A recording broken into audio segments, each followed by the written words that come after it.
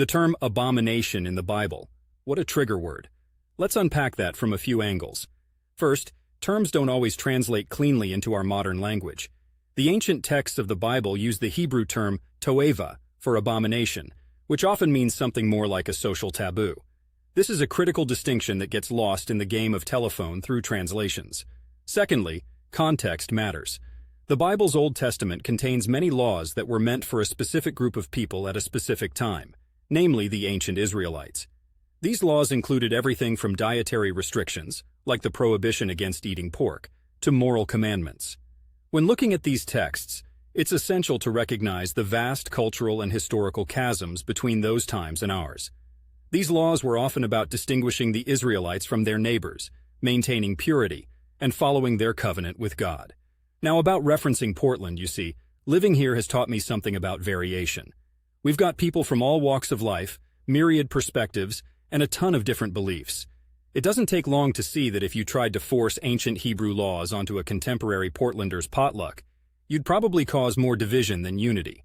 When it comes to topics like homosexuality, the Bible's verses have been interpreted in so many ways.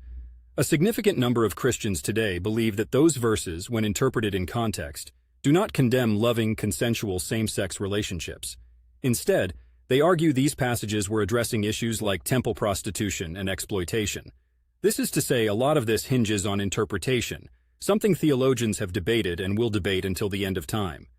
Dietary laws, on the other hand, have largely been set aside for Christians. According to Christian belief, Jesus' teachings and sacrifice created a new covenant that rendered many of the old laws, like dietary restrictions, obsolete. But here's the kicker. If you try to apply the Bible's ancient laws universally, you hit the snags of selective literalism.